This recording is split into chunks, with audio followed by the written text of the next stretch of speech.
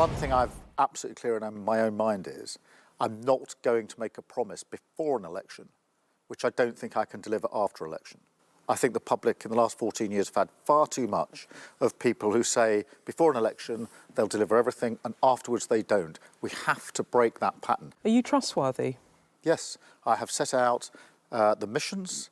I've thought through the missions which are about changing the future of our country, whether it's the health service, whether that's energy, whether that's crucially the economy, antisocial behaviour, the skills that our young people need. And now I back that up with these first steps. You say you're trustworthy. The reason I ask is you've junked pretty much every pledge you were elected Labour leader, and I've got the list. Increase income tax for the top 5%, abolish universal credit, public ownership, not just for rail, defend freedom of movement as we leave the EU, a Prevention of Military Intervention Act, support abolition of tuition fees. If you've got it in front of you, Beth, you'll know that for each of the 10 pledges, there's about 2 or 3 sitting under them. That's about 30 commitments, of which a few have been adjusted. The vast majority are in place. But I accept that some of them have been adjusted. Let me tell you why. Adjusted? They've been dumped. Let me just explain why. It matters because this is about trust. Let me explain why. Since those pledges were made, we've had huge damage done to our economy. So some of the things that I think we should have done, we could have done, we can't afford to do anymore. Good leaders know you have to adapt and change with it. That is not 1 or 2 key pledges dropped. There were 10, you had 10 pledges. I've picked out 6, 7 there that you dumped.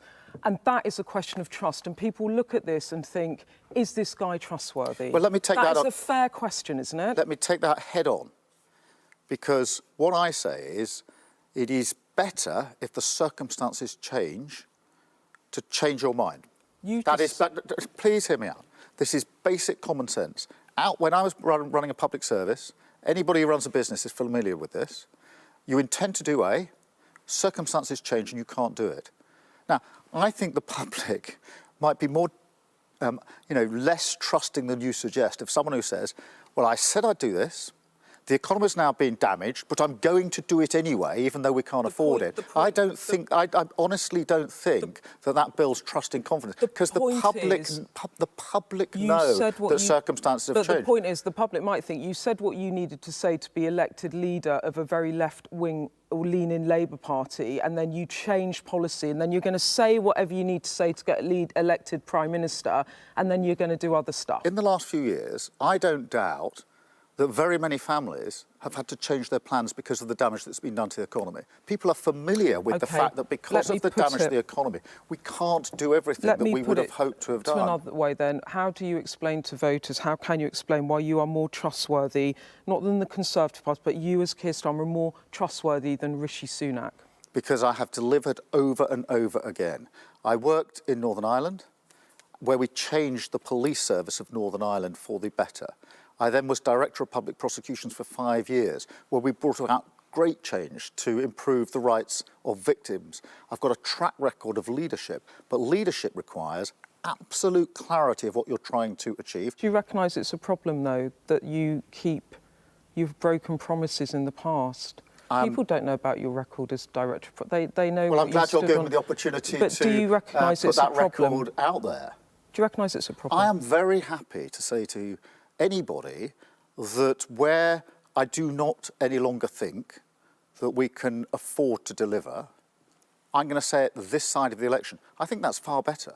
You would be challenging me good and hard if I was pretending that no damage had been done to the economy by Liz Truss and the Tories, that everything's deliverable when you know, and I know, and the public know, they're not deliverable. So I'm going into the election saying, I'm going to tell you up front what we can't afford to do.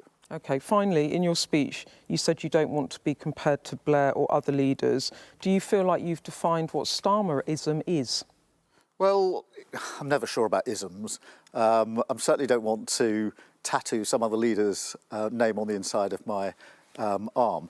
But what I've tried to set out today is what drives me in politics.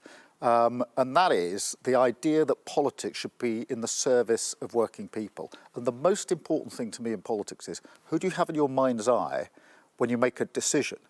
And You know, people talk about Starmerism. For me, it's never about me. I'm not in my mind's eye. People on waiting lists, people who can't get the house they want, the people who are being held back.